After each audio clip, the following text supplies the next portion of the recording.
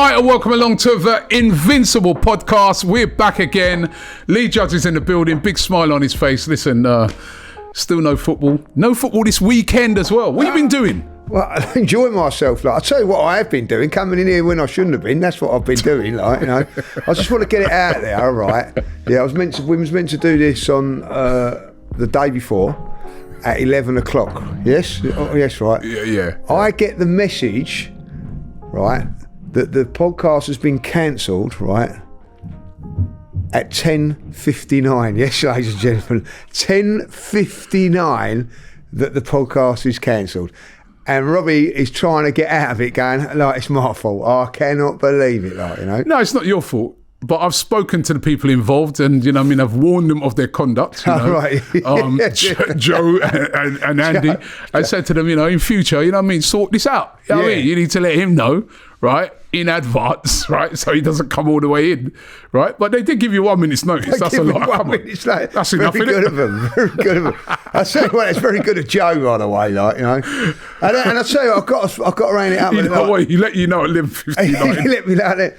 And then I've got to say, right, that Ryan, who's doing it now, like, he's involved somewhere along the line, right? Because I walked in today, right, around about 11:15. He said, "God, you're early. It's not till the afternoon. Ain't no one told you." You know what I mean?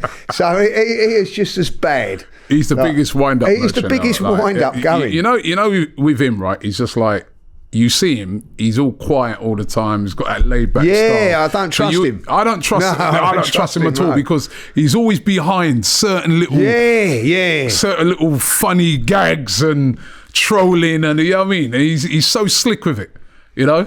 But listen, welcome on. So what you've been up to. Actually, they were telling me about your Forever Arsenal team. Oh, no, I'll tell you what, like... I need a bit of help. I need a bit of help from the Invincible. Let's see your team. Let's see your team. This is the draft thing that was put up. The draft team. Right. So you take it in turn. Just look, right. Rob, be honest. Look at Turkish's defence, right. Flamini at left back, right. And he weren't drunk, by the way. He's sober when he's done this. Gallus, Saka and Ben White. You know what I mean? Like Ben White, yeah. And Lehman, who was on the, I think, at the end of his career, right. And then let's look at yours. Monreal, Vermaelen, Saliba. Sanga. That's a good back four. It's a brilliant back four. Like, that's a brilliant back four. Fabregas, Gilberto, Odegaard. My forwards are not as great because obviously like I've gone Kleb, Eduardo. Yeah, that's not bad. Well, it's better than that Turkish team. Turkish is winning this by 60%. Right. He's able to mobilise his little minions. I don't know how he does it. But hold on, his forward line looks good though. Yes, his forward line, Van Persie, Alexis Sanchez, Walcott. That's good. Yeah. Ozil. No, hold on, Lee. No, listen. He's got a good... Declan Rice, Ramsey in the midfield. He's very good. Even Flamini. Remember Flamini did all right but not left. Come on. No, Lee. Listen, I think his forward line's very good, right? Yeah, I have to admit, it's better than your team. Like, you know, to get that in there, like, you know. But let's be really honest. No one was a real lover of Walcott and no one was a real lover of Ozil, right? Yeah. But the other two, fantastic. No. And the other two, by the way, pissed off to Man United, right at the end of it, like, yeah. Yeah, but it's still a good team. It is a very. I give him his. I give him that. It's a better team than yours. Do you think so? With that defence, I think he's very good in the forward line. I'll give him that. Ramsey and Rice, I'm with. He's got Lehman in goal. You got Martinez, who hardly played. Yeah, but he's the best goalkeeper in the world at this moment in time. Not on his way out like Lehman. When did Lehman really play? Can you remember him at the Emirates that much? Invincible. No, that was it. That was in. Actually, no, in Highbury. Yeah. All right. So this is Emirates 11. Yeah, that's true. I just noticed. Right. So like at the end of the day, like, I've given him his forward line. I'm giving that it's fantastic, right? But you don't win just on. You've got to have a decent defence. Yeah. Right. Yeah. And to be winning it by 60%. So the rest of us have got like 5%, 10%. You know, Jordan, like, you know, he's lucky, but like, you know, I don't know how that plays. Do you know who his first pick was? Who? Jordan was the first one to pick, right? Yeah, his team's awful. Yeah, and he went Vieira, right? And we said he didn't play in the Emirates. So we trying to give him Fabio. So he missed the No, in the end we let him off. His team ain't bad. It's not bad, but like, Wanyeri, he's only just started. Well, yeah, he didn't, because you do run out. But he's got Henry in his team. He's got Giroud up front. That's a good front line, man. That's a good front line. Petr Cech. Yeah. And then I don't know, man. Maybe I don't know. That's 60%, but Turkish's team looks strong. Yeah, listen, I'm not arguing that Turkey shouldn't be up there, but I don't think with that defence, please, Flamini at left back. And also, let's. I thought we'd do right because we do the judge meter early. Let's check it out. You actually appearing on Forever Arsenal. Let's see how you work, how the judge meter works on. Is that right? I'm stitching me up. Let's have a look. Can I just say something, please? Yeah, there we go. We're back. There we go. Personally, I don't give a monkey's. I've had a few beers, so whatever happens here happens. I don't get it. I've been on the lash all day today. I've done well to get here. Okay. Oliver. Oh, that's unbelievable. I thought you got wasted that Oliver Twist. I thought, Now, I'll tell you what, consider yourself. My mates, consider yourself. Oh, one of the family. Oliver on the lash. I don't know what was better. I've had a good weekend, Lyle. How many beers you had, Jordan? I haven't took this seriously whatsoever. Oh, it's relegation time for the judge. Now, you would have noticed, right? The judge meter hardly moved. Uh-huh. Right? That's because you were doing it pissed. So what's going on, right? What's going on? No, what's this? What kind of... listen, is this the professionalism that you're showing? Pissed out of your head. And then what was in that cup? More drinks. I was. What's in that cup? No, that was coffee. I was. Yeah. I'll be honest. I was like out on it all day. Like we'd done it on a Sunday evening. I said, I've got like I had a football in the morning, a couple, and then I was going to a party, and I've gone to Tracy's party. Big up Tracy. And it was all free. You can't even remember. It was free champagne, free beers, and all that. Like, you know what I mean. So obviously, I took advantage of that, and I like as well. And I did tell the lads that, I was out that day, but they didn't give a monkeys. And then they stitched me up with this team. So you did the show pissed? Yeah, I done well. Like, you know what I mean? Well, listen, man, I'll tell you, this is what happens when we've got no football, Rob. Like, that's probably why you didn't realise the times had changed, right? On the Invincibles, and you turned up. No. When it comes to that was just a one-off. But listen, let's get into some football, right? Obviously, we don't have a game this weekend. It's the FA Cup weekend. I'm a bit gutted. Every time I see these games, and I'm looking at the teams left in it, we could have had a great chance of winning this. But FA Cup this weekend, of course, we go and play Fulham next week, Tuesday. Weren't really excited about a Fulham game because, league, we all know the league's kind of gone. Funny enough, I was chatting to a friend of mine last night who said something to me. I was like, that's actually a great point. He goes to me, for the rest of the season, he goes, I'm putting my tickets on Ticket Exchange. Just a lot of people. And he goes, I reckon I'll make about 300 quid. He goes, my season tickets are grand. He goes, so I'll make back about 300 quid. And he goes, the reason why I'm doing that, he goes, I can't be asked, Robbie. He goes, I'm going to go to the Real Madrid game and all that. But he goes, the owners bailed out in January. He goes, I'm bailing out now. And when he said that, I was like, how can you argue with that? No. Can't argue with that, can you? You know what I mean? He goes, the owners bailed out in January when they didn't buy anybody. He goes, I'm bailing out now. He goes, at least I'm bailing out in like March. But he goes, they bailed out. He goes, I'm bailing out now. Just get my money for the thing, go towards my season ticket, or get something back off my season ticket for this season, and done. And I don't blame anybody for doing that. You can't argue with it, can you? We've been massively let down in January. I got slagged off for saying, I wanted to give me season ticket back this season. That's what I was sort of elaborating on, like, what I mean? Like, just get your money back on it. Like, it's... I'm still going to go to the games. I've got no enthusiasm. Yeah, I'll be at the games, but you can understand that fact. I can understand, especially when you've got to be paying for your on top of your season ticket, the Real Madrid ticket. Yeah, you've had to pay for the PSV one on top of that. So I get that.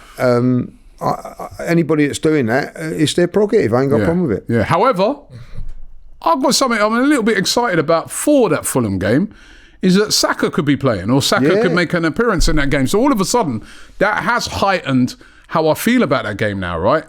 The great news that we got, that Saka's been back in training, and it looks like, he's fit to play a part in that game against Fulham, probably play a part in the game against Everton, which means that if he plays a part in both of those games and comes through that unscathed, he could play against Real Madrid, and that is fantastic news. Yeah. Even though you were moaning about it, you're moaning about that before. I'm not moaning about it. But I mean, everybody's going a little bit over the top about it. Oh, Saka is a game changer and everything that. Yeah, but he wasn't when he was playing. We was still not that great. What? You know what I mean? Like, we were still not challenging. We was behind Liverpool by a long. Behind Liverpool, not by a long way. Yeah, he was. Not as long as we are now. I've watched Saka.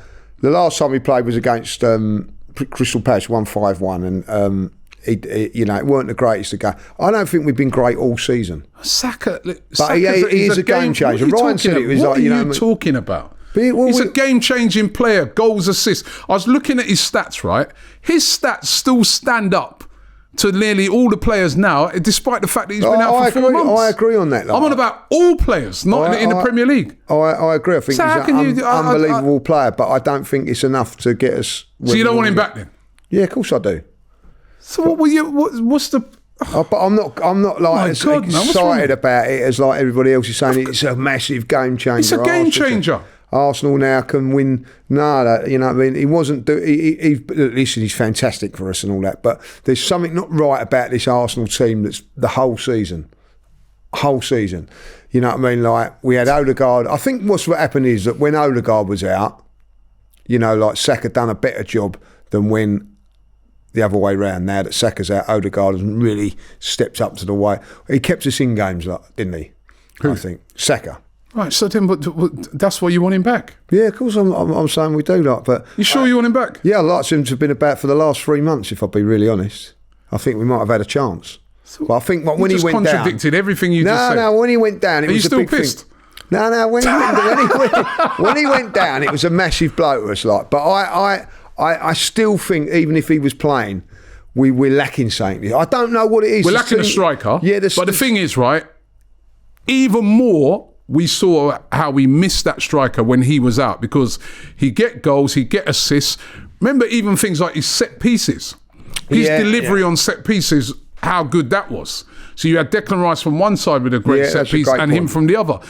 Even things like that. He's a player that in a tight game, in a game that we're struggling in, he can unlock something. Yeah, he does. Or he can come up with a goal. He's a big time player. And we have missed him big time. Unbelievably big time. So the fact that he could be back for that Real Madrid game, that gives us a better chance in the game. 100%, if he's fit. Well, that's the thing now. That's the thing. And by the way, guys, I want you to... We got a video coming out where I did with Dr. Andre, who's the doctor who used to, look after a lot of footballers and that. And he speaks about, in this video, it's really, really interesting. I'm not even going to elaborate on it too much because I want you guys to watch it. But he speaks about the road to recovery, the sort of things they're looking for to see if you fully recovered, if you're ready.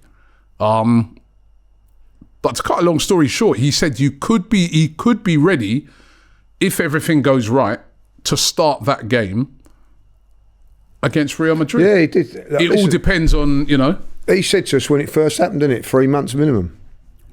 4 months. 4 months. Yeah, 3 months. He said 4 to 6 months. So it's 4 months. 4 months. So he's pretty spot on. And that's if everything goes right. Yeah. Which obviously it has for him to be in this position, Yeah. So listen, he'd have been working very, very hard 2 weeks before they brought out those things. So yeah, that's what he was sort of saying in the video. He sort of says that they would have been doing a lot of stuff in secret that they don't show people. And that, he probably would have been playing games with the the youth team.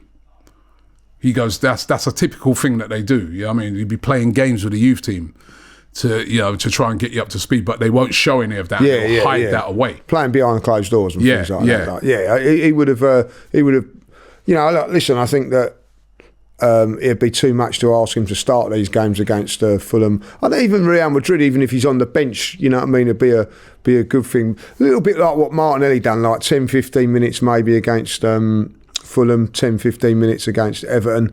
Remember how they kept, actually, they're good at keeping things quiet like that because they kept that one quiet as well. Until we started training. Remember we just heard on the day, Martinelli's travelled. Yeah. And Julian was saying, no, it can't be, I can't remember who said it, but someone was saying he can't be playing or something. And there he was. Yeah. So, listen, they've done all their thing. The great thing about it now is that I noticed a lot of players are having this operation now, aren't they? Instead of like being healed naturally, because obviously like it makes you come back stronger and it's a good thing, like, you know what I mean? So, listen, it's great to have him back.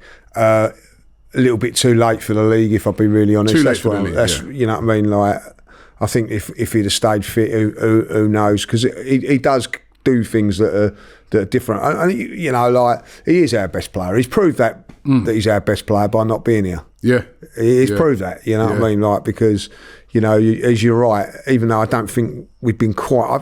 Saint's been missing all season, but there were times when he carried us. I think we weren't that great. At the beginning of the season, and all of a sudden, I think you was the one that said it. Like, I can't remember the team. It was a team down the bottom, and he scored. Scored and he assisted, and you said, "Oh, if we'd have left him out that day, we wouldn't have won that game." And that is exactly right. You know what I mean? I can't remember who it was now, like, but if it weren't for him, we wouldn't have won that game. Yeah. And he's done that on many occasions. What's been great about him is that he's. I think always been able to kick on, you know, like where people put double up on him, he finds a way. People treble up on him, he finds a way. And I don't think he gets the credit he deserves for that, like, you know. If he is fit, if he does come through these 2 games, would you start him? Yep. Again.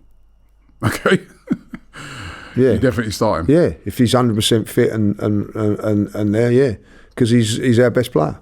And it'd be a big boost in it for that game, like, you know, the crowd and everything would be lifted to see him out there. I mean, even if he don't come on, and like, if say for instance, play Real Madrid, it's 0-0, 1-1 at half time, he comes on. You know what I mean? Like, do you remember like Martinelli did like that against Man City? He comes on. Yeah. Just, you know, and then like we got Brentford on the Saturday. I don't want to see him. Yeah, you rest him for that, and just for the second leg, he's ready again for that second leg. Yeah, that's what I do, like, you know what I mean? Because our season's on these 2 games. You know, Ryan come up with a good point. He said, do you think Arsenal, how do you feel about Arsenal beating Real Madrid? And I said, like, listen, they're favourites, but we've got a chance. You know what I mean? Like, in football, we don't have to be the best team to win. There's a 10% chance, according to your friend Turkish, right? He ain't my friend. For me... Is that fair? 10%. I don't think that's fair. Of course it's not fair. Nah. A 10% chance. I've been getting slagged off as well because I said we got a 40% chance. So when you say you got a 40% chance, obviously we're not the favourites. So I am saying that it's more than likely that Real Madrid are going to win, but we've got a 40% chance. I look at it. I keep looking at it and just thinking... Why are people like saying I'm being deluded for saying we've got a 40% chance? We've all played football in games which you've come off the pitch and said, how have we lost that game? We're so much better than them in every department, like, you know, and you take on teams that are better than you, that, you know, you're better, and then you end up losing. You think, how do like, certain things happen in the game, sending off, blah, blah, blah, blah, blah. I look at it and go, like, if we played them 10 times, they'd beat us 7 times. So 2 wins and a draw. Well, we'll take that 1 win and a draw out of those and we're through. So that's how I see it, like, you know what I mean? That they are a better team than us, but, you know, when we played Parma in the Cup Winners' Cup back in the day, they were a much better team and we got a 1-0 win. You know, it happens in football. Yeah, well, I mean, you know what? I was just looking at, the other night I'm watching... that France-Ukraine game. France-Croatia game. France did run out winners in the end on penalties. But that was it was 2-2 at the end of the extra time. Croatia won the first game 2-0. And then France won the second game 2-0 and it went to penalties. And they just about scraped through because they missed a couple of penalties. Yeah, I scraped see it, through by the skin of their teeth, right? The other night, I was at the women's game. And by the way, that was brilliant. What a game. That I enjoyed that game. That was one of the best games of football I've seen this season. It was really, really good, right? They're 2-0 down. Yeah. Now, again, you're going to give them a very small chance of going through. They're up against Real Madrid. Real Madrid women on the week beat Arsenal 2-0. I know that everyone was saying the pitch was bad and all that. But then they followed it up by beating Barcelona, right? Who are the top team, the winners of the Champions League. They follow them up by beating Barcelona. I think it's 3-1. So they're coming to the Emirates now, flying. And they got absolutely blitzed. Could have been more. Yeah, Arsenal had 2 goals disallowed. Yeah. You know what I mean? Like, it was a fantastic performance. Arsenal winning 3-0. So why can't Arsenal? I know, the Real Madrid men's team is different. They're the top team. They're the Champions League. But, have they been blistering even in the Champions League this season? When you look at, their performances. They didn't even get in the top 8. Yeah, they didn't get in the top 8. They didn't. I know they're a good team that peaking at the right times, right? But the game against City, right? City handed them that game with the ridiculous errors that they made, didn't they? They did. They did. And we know that if you make bad errors against a team of Real Madrid's quality, they will punish. Punishing, yeah. I mean, the quality, they will punish you, yeah. And then against Atletico, they scraped through that. They were 2-1 the first leg, and they lost the second leg 1-0. And they've gone through on penalties. So even that, there's a lot of controversy. Yeah. So, whereas Arsenal in the Champions League have been very good. What? I mean, 7-1 against PSV with nobody. Again, people were saying, not saying that we're going to lose that, but people were thinking that's a very tricky game for Arsenal. PSV been 100%. Strong at home. Previous times they've beaten us at there. 7-1, right? Then, right, there was the time we went away to Sporting. We played well in it. We only lost one game in it, and that was a penalty away at Inter, who are a very good side, by the way. I'm like, how are people giving us no chance? Yeah, you can say they're the favourites, yes, but no chance. Come on. I think someone said it, I don't know who it was, saying that the way the Champions League play suits our play, because every team in the Champions League is a good team. So they're not going to be defensive, like, which is our weak thing. So teams do come out and attack to a certain degree, and we can open them up, but we're good defensively. So maybe in Europe, that's why we've done well in Europe, because even the game we lost against Inter Milan was touch and go. I thought we was in that game. Teams are not just going to sit back. Like Real Madrid are not going to come here and just put 10 men behind the ball. They're not going to. They're going to come here and attack, and maybe that's what is a good thing for us. That teams have. I think they're going to do a mixture. I think most teams do that. A little bit of a mixture of it all. But wonder if they might be missing players, because I don't know if you saw this. Yeah, interesting. This UEFA opened an investigation into allegations of indecent conduct by 4 Real Madrid players during their Champions League last 16 against Atletico Madrid. The 4 players, by the way, Rudiger, Kylian Mbappe, Vinicius Jr. and Dani Ceballos. Imagine if all 4 of them,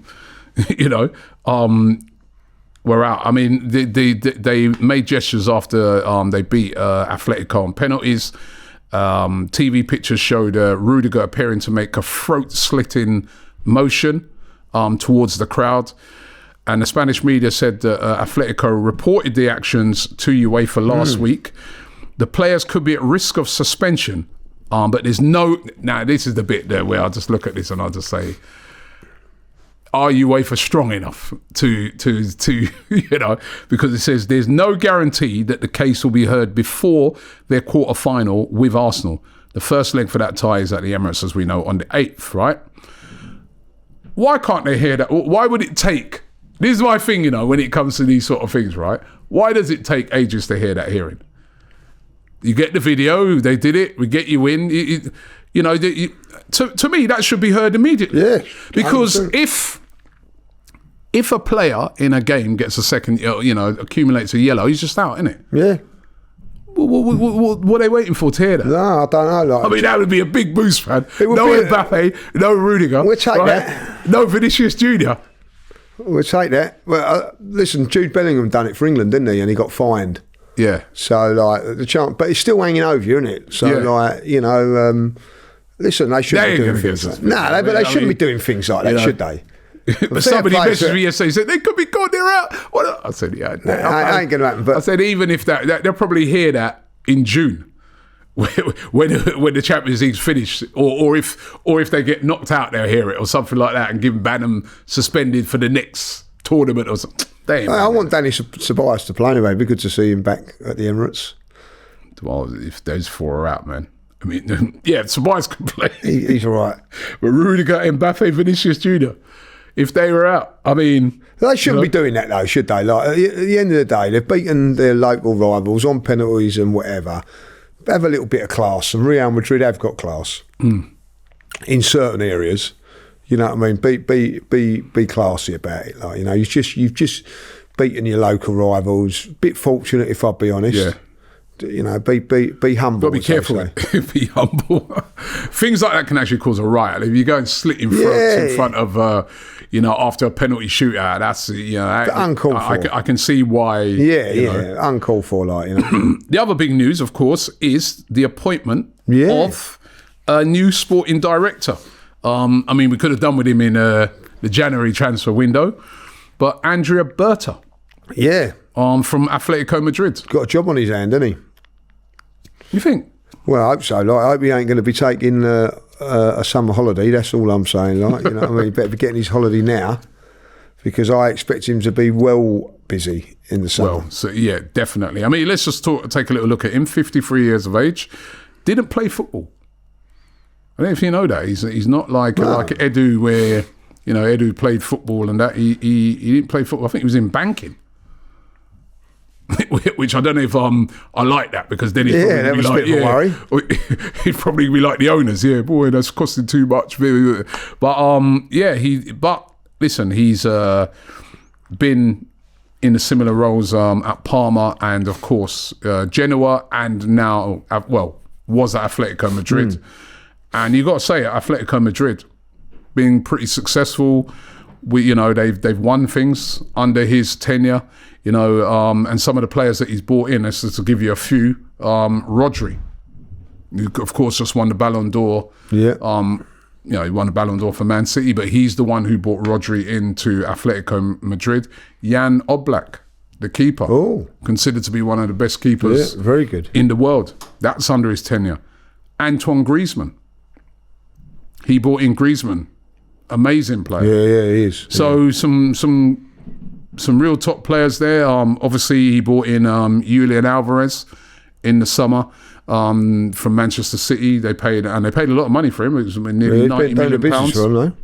Sorry? He's been doing the business. And he's been doing the business. He brought in Luis Suarez there. He paid the pound. But Luis Suarez, he brought Suarez in twice, and even in both times Suarez done well. Very, very successful for them. Rodrigo de Paul, that's under him. Llorente, Kieran Trippier, he even brought in. He actually did it right there as well.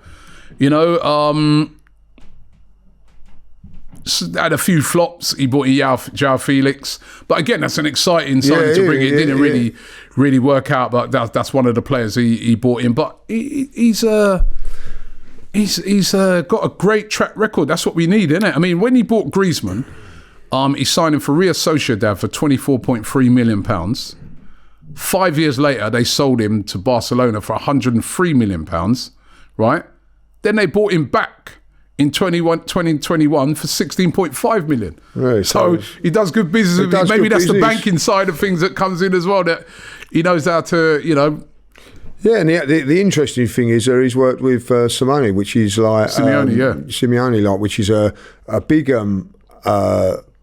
thing, because I'd imagine that he's very forceful in his faults and things like that, if he's anything like what he's like on the pitch. So he's been able to work with him and have a relationship with him, so that's good that he can do that. So he ain't going to take, if he's going to clash heads with Arteta, hopefully, and hopefully like that'd be a good thing. Yep, so, and just going under his tenure, 20 La Liga titles, 2013-14, 2020-2021, a Copa del Rey in 2013, Europa League 2017-18, Super Cup in 2018. So that's all been under his tenure. And remember, in that league, he's up against Barcelona, Real Madrid every year. And so, if you can get above any of them two in a season, it's good. You're doing well to get above one, but he's got to get above both and done that. Yeah. So, listen, that's a good appointment. Listen, we needed it. We needed it after January. We needed it, but he's got to come in now, and he's got the first thing he's got to do is get the striker in. And I was going to say to you, what's top of his list? Striker. You just got to. I think Arsenal have at this moment obviously got to get a midfield player if they're losing Thomas Partey and Jorginho, which is I think going to hurt us. Unless we got to get two midfield players in to replace that, and that's not going to be easy because, as you say, with Jorginho, he's in and out of the team. But when he comes in, he does a decent job, so that's going to be hard to find. And Thomas Partey, so he's got to do that. But also, we've got to change the dynamics of what we're doing up front. We've still got obviously I think that every player at that club, barring Saka, should be squad next season. Saka. Definitely not, but I'm looking at the next two players, and then the Martinellis and Havertz coming in and being very, very helpful and contributing along the way. But I think it's got to be revamped. I really I mean, I was looking at it the other day, Lee, and I thought to myself, last 10 years at Arsenal, if we finish second this year, you could say last 10 years at Arsenal, we finished second, four times. 4 times. Next year, they've got to get over the line. Yeah, got to get over the line. Because that means nearly half of that time. I mean, all right, I know this season when we finished behind second, just in front of Tottenham, weren't really, in my books, weren't really challenging. For a little bit, we challenged, but got to get over the line. Now, for me, he's got a big job on his hands. And he doesn't have it. He doesn't. The big job on his hands is that we all want the league, right? But for me, it's obvious what we need. Yeah. It's obvious what we need. We've got a good side, right? So he's not like he's coming in and he's got to build something from scratch and rip it up. And that's the ripping up and starting again been done. Now it needs the quality additions that can win you the league. So 100%. To me, we need a midfield player if those two are going, right? But striker, left wing, those two, and probably another midfield addition in the attacking midfield sense, but those two positions there, because money's been saved now on that right wing because Nwaneri. Yeah, well, Nwaneri's so good, right? Now you don't need to go out and buy a right, because remember last season we need a right wing as well. We need back up to Saka, blah blah. And then, they got Sterling, that's not work. Obviously, he'll be going back to Chelsea. You don't need to go and buy a right winger because you've got Nwaneri, right? And then you even got Havertz when he comes back, who can play on that right wing as well, if need be. So you don't need a right winger. You need a striker, you need a left winger. Those two of the highest quality.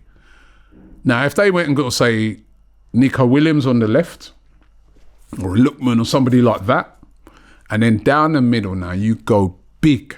100 million, if required, big down the middle, and bring in an instant person that's going to score goals. My fear is Sesko, and it's not that I think Sesko's not a good player. It's not that I think Sesko's not a player that can, grow and deliver, but have we got a time for the growing thing? I look on it and I say, a bit like what Bayern have done with Harry Kane. Yeah. They're just like, we need goals. Yeah, we know that if we know it's going to be expensive, 100 million. And we know that the resale ain't going to be huge because, he's 30 now. But he's bringing goals. And we want goals, and we want goals now. We don't want a project. Yeah. We need goals now. So to me, I want them to go and get the goals now. So that's either Isak. If he's not available, you've got Gyökeres, you've got Osimhen. You've got players out there that have a record of scoring a lot of goals. You bring one of those in and just say, yo, listen, we need 20, 25 goals a season. Imagine our team, our back four, great. Midfield, good. Because you're still going to have Declan Rice there, still got Odegaard. If you have a Zubimendi, and I'm sure they'll have to add someone else. You've got Marino, Havertz will be able to sort of be in there as well. That all looks good. Then if you've got an attacking line now, like you said, Saka, that top goal scorer and a top left winger, then you can back them up with Trossard, Martinelli. All of a sudden, like, you've got a potent a team that people will fear. Because 100%. So why... as I said, difficult job, but also a straightforward... Well, when I say straightforward... The areas are straightforward that need to be fixed. Exactly that. You know what I mean? Like at the end of like looking at Turkish's team we were talking about earlier on. He hasn't got a defence, so his forwards will get him out of trouble. You know what I mean? Like in that team, we've got the defence. What we need now is those four. If we had the both of them, you go, well, that's it. You know what I mean? Like that's but we haven't. And the reason we haven't got, and the reason we're not winning things, is because we haven't got that top striker. And I don't care what anybody says, Rob, like, when Mikel signs a striker or they sign a striker, they might as well put on there, like, my job's on the line with it. Because that's it. But I'm worried, Lee, that they're going to go, as I said. Well, that's down to Arteta then, isn't it? It's going to be like a project thing, Sesko. Well, then Arteta's not going to last. That, I mean, he's not going to last. Got to buy someone that's just going to deliver now.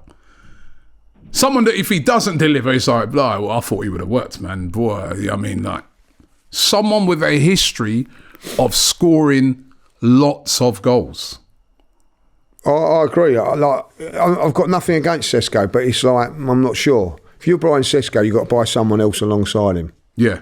Right? You know what I mean? Yeah. If you're buying Isak, you just the one. Yeah. But they ain't going to buy someone alongside Sesko, because if they buy Sesko, they're going to look on it and say, well, we've got Sesko, we've got Havertz, and later on down the line, Jesus is going to come back. That's how they're going to look on it. Well, then it'll be just Sesko. Then it's not good enough, is it? Right? I'll be honest. If they sign Sesko, and again, I have nothing against him and all that. Like, when it comes to that first game of the season, you're thinking that ain't good enough to win you the league, Rob.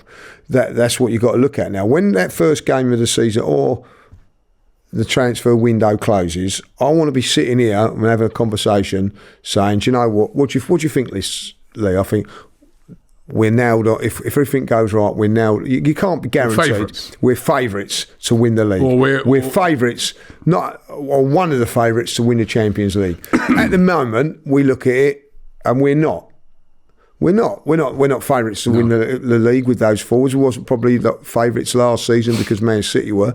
But we have got to go into that next season the favourites to win the league because we've got the strikers up front to win your games. Listen, my Vets team's a very, very good team, Rob. Like, we've got 3 forwards. They were all out on Sunday, right? We drew 0-0. You know what I mean? We've still got good players in midfield. We've got good players at defence. But strikers win you games. They win you games. We play really, really well and we end up drawing. And that's why it's 10 games, Rob. That's why it's 10 draws. Because you haven't got and we can't turn those tight games into wins. Into wins. And that will get you over the line. Yeah. You know what I mean? People go on about manager and all that. He can take you so far. Arteta can take you so far. But the players also get you over. The best players get you over the line. And we haven't got that. I look back at the last time we won the league. You know what I mean? Who was our striker? Thierry Henry. How many game-changing games did he do for us? Yeah. But you look back on it, like, the defence was it great? It was good. I wouldn't say it was as, like, you go, it was one of the best defences in the league, but it had that striker. You know what I mean? Like, but to win the league and win constantly, you need to have a very, very good defence, which is what we've got now. We've got a very good defence. as it's proved. And I think we've got a very good midfield.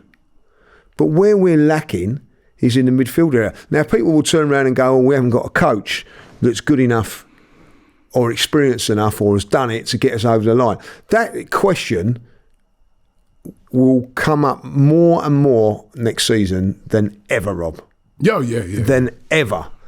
And I'll be honest, if we're in this same position next season, we're talking here and we're not in a we're going out, we got to the quarterfinals of Champions League and gone out again, didn't win the league, come second or third, because everybody takes the mickey when you come second, but you know what I mean, there's worse places than second.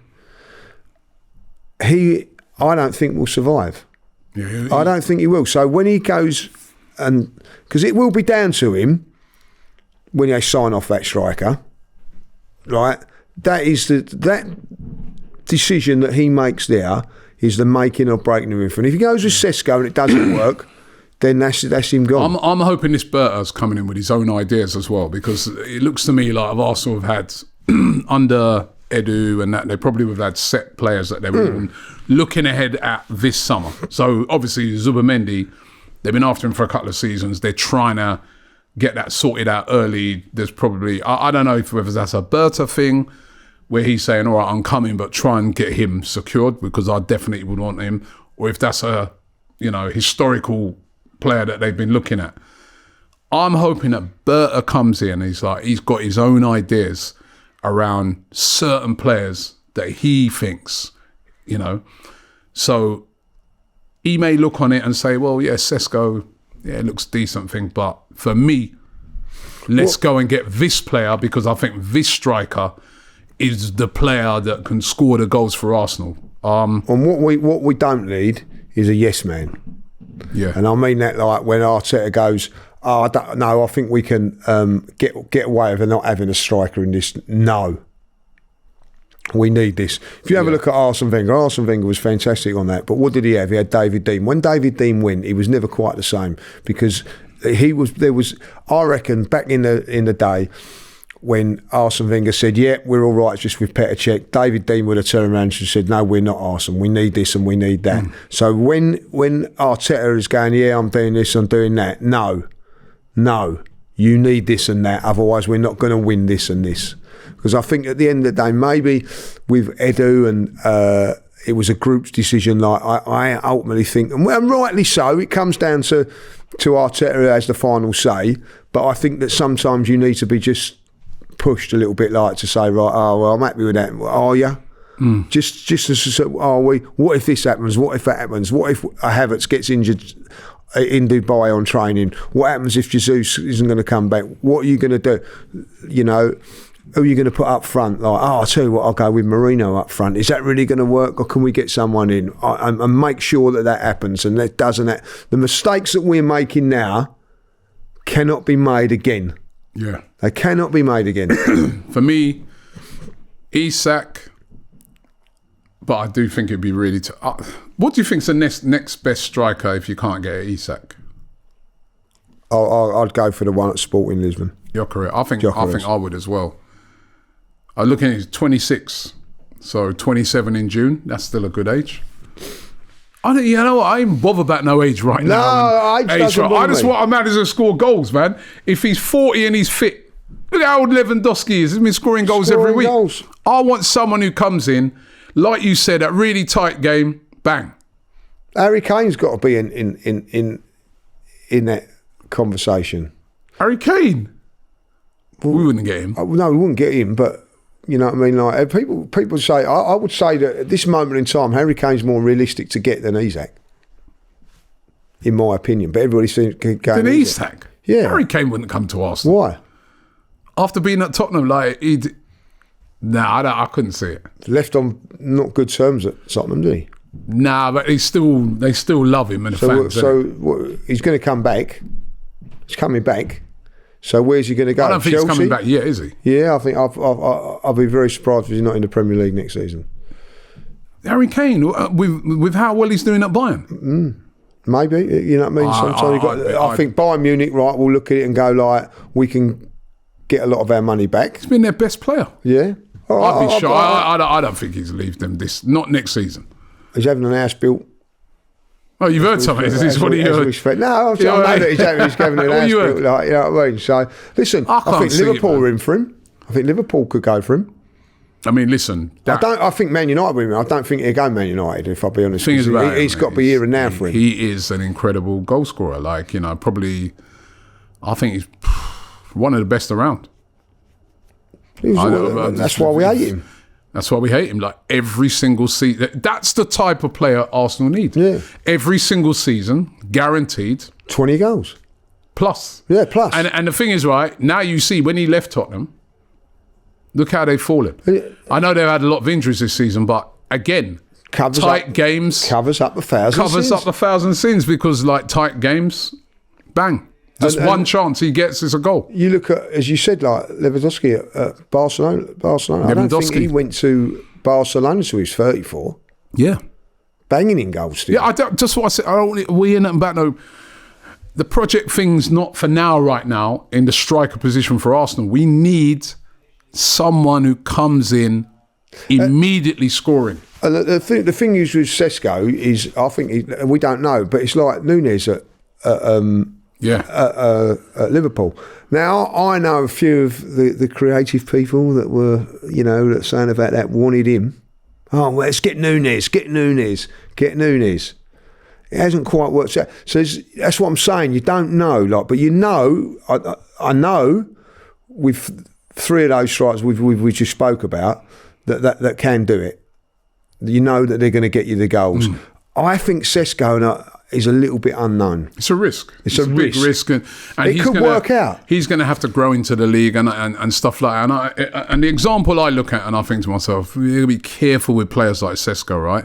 If you want someone to do it straight away, right, is look at that Rasmus Højlund at United. Yeah. Similar record to what Sesko's got at the moment, but young, real prospect. Yeah, a talent. All the attributes, talented.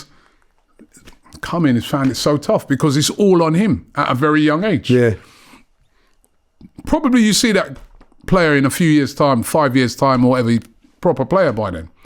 But at the moment, he ain't there yet. And then we underestimate the pressure when you're that young of having to score goals. And he wasn't prolific before he came to United. It's a project that they're hoping is going to be prolific. Whereas if you look at, say, Haaland, he was, even though he's young, he's prolific everywhere he's been. Yeah. So he's just come in. He's a different animal, isn't he? He's a different animal, but he's prolific. So I'm looking at him thinking, just get someone who's been prolific everywhere they've been. So Gyökeres is prolific. Even I look at someone like, Osimhen. I know some people would say, but Osimhen to me, I look at, everywhere he goes prolific. He's playing in Turkey at the moment. He's banging in goals. Number 1 top goal scorer in Turkey. Played in Italy. Top scorer. Top goal scorer. They won the league. You know what I mean? Played in France. Goals. Or someone like Lautaro Martinez. Be very expensive. Experience. Guarantees you goals. Would be a lot of money to get away from it. I want Arsenal to go after that grade of player. I really do. I just think that, listen, if it's Sesko, I want a striker. So if it's Sesko, I take Sesko, and it ain't that, look at Isak. He didn't come in with a prolific record. But right now, what Arsenal need is just a guy that's going to come in, hit the ground running, scoring goals. Like when you got Aubameyang. We've got Aubameyang. We knew this guy's a prolific goal scorer. Yeah, and he's the last one, isn't he? Straight away, come in scoring goals. Yeah, that is what we need, exactly what we need, And I don't care what anybody says, Rob. You might get a bargain in a striker role like Van Persie, you know what I mean? But look how many years that took before he became what he became. We ain't got the time. I haven't got the time. If you look, the hardest thing in football is to score goals. It's the highest. You ain't going to. You're not going to Primark when you know what I mean, to pick up your jeans here. You're going to Marnie, you're going like Diesel. You've got to go and get the best pair, and it ain't cheap. Don't matter where you go. You are going to have to pay a premium for whoever it is. Now, Sesko, as you say, I don't think it's going to be cheap, even way you look at it. Because he's young. He's 21. 21 is going to be 80 million, 70, 80 million. So, for me, don't really. I'd rather play another extra 20 million and get the real deal. Get the real deal, get them in, win the league. That's what it's all about. It's about winning things, right? It is now. It is for Arsenal now. You get to a certain stage, to get over that line, you need to have that. And it's you can't skinflint to get over that line, Rob. You 100%. can't. If they haven't learnt their lesson from this season in that transfer... Well, they never will. They never will. So, let's see what he does. Let's see what he does when he comes in. Before we go, prediction for Fulham.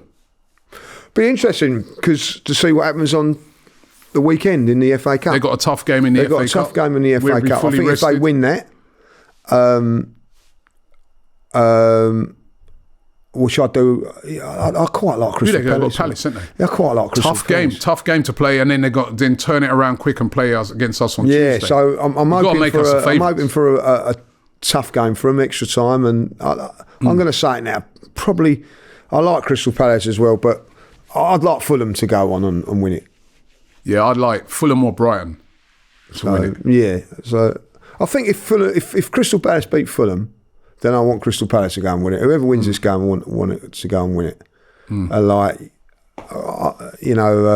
I like Fulham, considering that they've cost us a few times down the line. You know what I mean? They've got a few of our ex-players as well. That's what would be nice for them to do. Listen, I don't think it'd be easy, but I think 2-1, 1-0. Again, I don't listen. Against us. Yeah, I don't think. They've given us tough games over the last couple of seasons at home as well. I can't really go too much on what Arsenal thinking.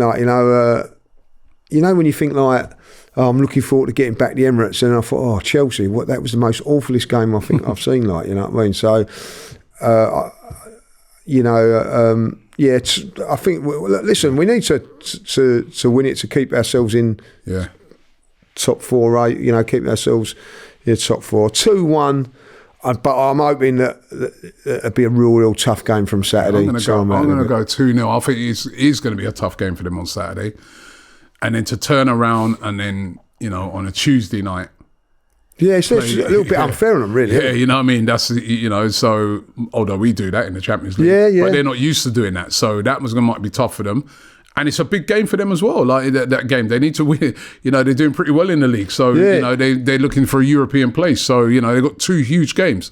But I think as also the factor that I think could really work in Arsenal's favour, because it might have been a bit of a damp squid type game. What's the vibe going to be like? But with Saka potentially featuring in that game, all of a sudden, interest in that game is heightened. The atmosphere is going to be better. When you see him warming up down the touchline and that's going to change a lot of things, right? I fancy Arsenal for this. I'm going 3-1 Arsenal. Do you think Saka will be involved on? Yeah, I do. I think. Listen, I think you get 10 minutes. I don't think he'd be involved. Do you imagine when he comes? Where they come out for the warm up and do the little run? Yeah. Do you imagine what that's going to be like? That's what I'm saying. That changes everything. If that weren't happening, maybe I'd just be like, who knows, man. But, everybody be looking at him warm up instead of the game. But him the fact that he's just there warming up, the buzz that's going to create, I think that's going to really charge up the place. And I'm going for a 3-1 win to Arsenal. Let us know what you think. Also, guys, don't forget to check out a couple of videos. We've got the video coming out, as we said, with the interview with the doctor on Saka. So that's a really, really interesting one to check. Also, Gunners Unfiltered is out. Me and Turkish. You want to see this he's guy. miserable as anything, isn't he? I don't know how he gets so popular, you know what I mean? I love him. There's a lot of miserable people around at the moment. There's a lot of miserable people out there in the world, you know what I mean? He's just... right, big up to Turkish, right? So look out for Gunners Unfiltered coming out as well.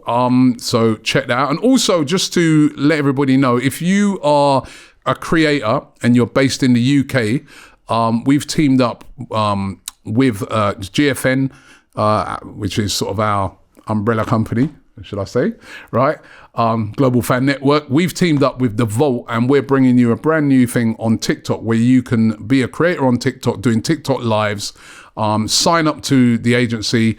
It's a real big chance for you to make money if you're a creator.